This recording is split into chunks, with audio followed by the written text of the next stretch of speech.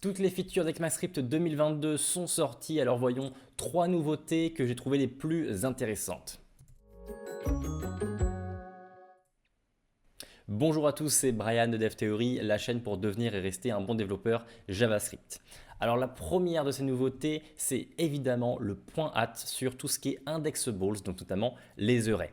Donc le point @ c'est vraiment super parce que comme vous voyez ici, donc on a un array avec différentes valeurs. Eh bien, on va pouvoir, avec l'index, définir, regarder donc, par exemple, l'index 0, le premier élément, l'index 1, le deuxième élément, mais également, on va pouvoir partir de la fin. Ça veut dire quoi? Ça veut dire qu'en faisant -1, eh bien, ça va partir de la fin et donc on va récupérer le dernier élément. Plus besoin de faire un array.length -1 et ça entre crochets afin d'avoir le dernier élément. On a juste à faire un point @ de -1 et c'est fini. Donc c'est vraiment une superbe nouvelle méthode pour les arrays. On avait besoin de ça pour simplifier le JavaScript, pour simplifier la lisibilité, etc. Donc c'est vraiment super d'avoir ce point @ ici. Par contre, bien sûr, à savoir, ça ne va pas faire des tours à l'infini, c'est-à-dire que qu'on aille dans un sens ou de l'autre, ça va juste y aller une fois et ensuite, quand ça va être trop loin, eh bien, ça va renvoyer undefined. Par exemple, si je regarde l'index 10, donc là on a 0, 1, 2 et là à partir de 3, ça n'existe plus, donc ça va renvoyer undefined en fait. De la même manière pour, en partant de la fin, donc de manière négative, -1, -2, -3 et à partir de -4, eh bien, ça renverra du undefined. Ça n'ira pas plus loin, ça ne va pas refaire des tours bien entendu. Donc voilà un peu comment fonctionne le point @ sur les arrays. Mais puisque c'est un indexable, enfin ça marche sur tous les indexables, eh bien vous savez probablement que quand on a une chaîne de caractères, par exemple YouTube, eh bien je peux également récupérer le premier caractère en faisant ça, puisque les chaînes de caractères sont des indexables, ça veut dire qu'on va pouvoir utiliser des index pour récupérer des valeurs. Ici, c'est les caractères. Eh bien, ça veut dire que avec cette nouvelle méthode, eh bien, je peux également l'utiliser sur des chaînes de caractères tout simplement. Ça veut dire que ici, en faisant le point @ de 0, eh bien, j'ai bel et bien le premier caractère. Et en faisant -1, eh bien, j'ai le dernier caractère ou -4, etc. Vous voyez que ça marche bel et bien également sur les chaînes de caractères, donc c'est super. C'est vraiment une super fonctionnalité. Alors, par contre, bien sûr, quand on a, par exemple, on va avoir un petit let de items est égal 1, 2 et 3, tac. Vous savez qu'on peut faire donc avec les crochets, tac, on peut renommer la valeur. Par exemple, ici, je vais mettre 1. De cette manière-là, ici, le deuxième item sera également maintenant de 1 et non pas de 2. Vous voyez, j'ai réassigné la valeur de l'item. Avec bien, le point @ il n'est pas possible de faire ça. C'est vraiment uniquement, vous voyez qu'on a une erreur, c'est vraiment uniquement pour de la lecture, c'est pas pour de la définition, c'est pas pour de l'assignation. Donc ça, bien sûr, c'est à prendre en compte. Je préfère vous le dire avant que vous pensiez que ce soit possible. Ce n'est pas possible. Voilà donc concernant cette première méthode que je trouve la plus intéressante. Ensuite, on a enfin également une superbe nouveauté pour simplifier notre code, le top level await. Alors je ne sais pas si vous avez fait ça comme moi, mais en fait on faisait des async functions, mais des anonymous async functions afin d'utiliser await dès le départ. C'est-à-dire que vous savez que await, ce mot-clé là await, on peut uniquement l'utiliser quand il est dans une fonction async. Donc ça veut dire qu'il faut être dans une fonction async. J'ai pas mal de soucis avec Chrome. Il faut être dans une fonction async, tac, pour que ensuite on puisse utiliser le mot-clé await si vous voulez. Si on n'était pas dans une fonction async, on ne pouvait pas utiliser le await. Donc c'était un problème si on voulait utiliser le await dès le départ. Donc ce qu'on faisait, c'était une fonction anonyme, c'est-à-dire une fonction qui s'exécute toute seule, une IIFE, une Instantly Invoked Function, je crois. Et dans ce cas-là, on mettait justement le sync juste ici. Et ensuite, là, enfin, on commençait notre code avec le await, en fait. Donc, pour que la fonction s'invoque toute seule et qu'on ait un peu une sorte de top level await, même si ce n'est pas un top level, puisqu'on est dans une fonction. Et bien maintenant, plus besoin de faire ça, puisqu'on a un top level await de disponible avec ECMAScript 2022. Donc ça veut dire que dès le départ, là, ça peut être la première ligne d'un fichier avec un await de fetch. Et en plus, ça marche dans Node.js, puisque maintenant, il y a fetch implémenté.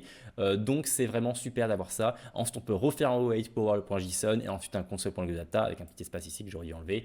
Voilà tout. Donc ça, c'est le top level await. Également une super feature pour simplifier notre code. Ensuite, error.close property.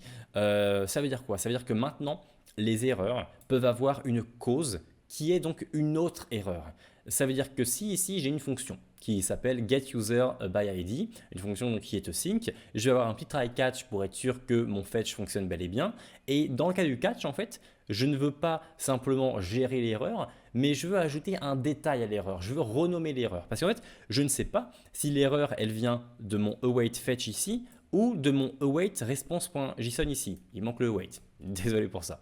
Je ne sais pas si l'erreur vient de cette ligne-là ou de cette ligne-là, en fait. Donc, eh bien, je vais devoir, je veux tout de même renvoyer une erreur, mais je veux renvoyer la même erreur, le même message d'erreur, cannot fetch user, en disant une certaine cause. Et ici, la cause, donc c'est l'erreur en question. Et que ce soit de la première ligne ou de la deuxième ligne de mon try, eh bien, c'est pas un souci. Je la renvoie en cause et je renvoie la même erreur derrière. Donc, mon front-end va pouvoir le traiter un peu de la même manière, mais mon report de l'erreur, par exemple vers Sentry, eh bien, lui, il va savoir que la cause de l'erreur n'est pas la même. Dans mon front-end, je le traite de la même manière, mais dans mon back-end, dans mon service reporting, eh bien, je sais vraiment la vraie cause en fait. Et j'ai pas besoin de ici avoir mon petit report, mon petit service reporting. Je peux le mettre dans un scope plus haut. Donc c'est vrai que c'est assez intéressant d'avoir cette cause-là et comme ça, on peut avoir des erreurs qui ont des causes, et vraiment remonter à la source des erreurs. Donc je trouve que c'est également une superbe nouveauté et je voulais en parler. Maintenant, au niveau de la compatibilité, parce que bien entendu, il faut le temps que les navigateurs, que les runtime, eh bien, mettent en place ces fonctionnalités-là. Vous l'avez vu, et je suis allé en console, Chrome a déjà mis en place ça. Si on donc descend un petit peu, ici, on va dans les features de 2022, vous voyez qu'il y en a pas mal, hein, j'en ai parlé que seulement de 3.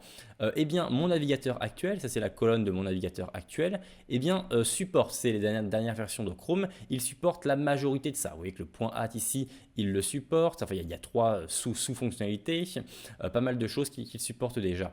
Au niveau donc des navigateurs, c'est-à-dire ici, on va avoir Chrome par exemple ici, on va avoir Edge, on va avoir Firefox, on va avoir Safari juste ici, eh bien ça va dépendre en fait, ça va dépendre, c'est surtout Safari actuellement qui ne fonctionne pas avec par exemple le .at, il ne fonctionne pas, le object.own ou d'autres nouvelles fonctionnalités par rapport aux classes, il ne les a pas encore.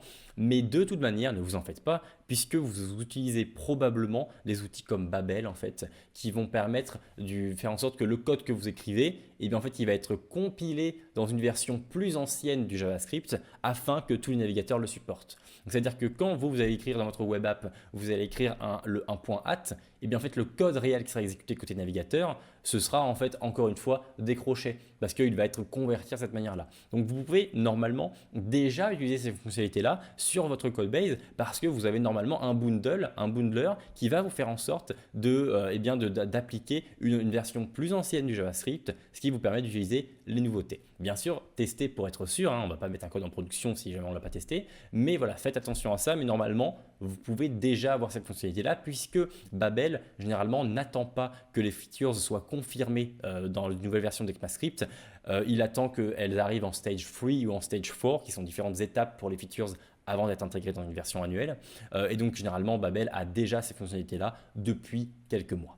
Voilà tout donc concernant ces différentes fonctionnalités. Si jamais vous êtes intéressé dans le JavaScript, j'ai un cours gratuit à vous proposer. C'est un cours gratuit pour démystifier les notions clés du JavaScript. Alors dans ces notions clés, je parle quoi? Je parle des moteurs en JavaScript, je parle du JRE, je parle des call stacks, je parle de leave and loop. Donc c'est vraiment des notions assez importantes dans le JavaScript qui vont vous permettre, je pense, de mieux comprendre votre code si jamais vous les connaissez. Et en fait, tous les jours, je vous envoie une petite vidéo de moins de 10 minutes pour vous apprendre ce concept-là. Donc si jamais ça vous intéresse, eh bien, je vous mets le lien en description juste en dessous ou alors à la fin de cette vidéo. En attendant, eh bien, je vous souhaite un très bon développement et j'espère vous retrouver dans une prochaine vidéo YouTube. À très vite.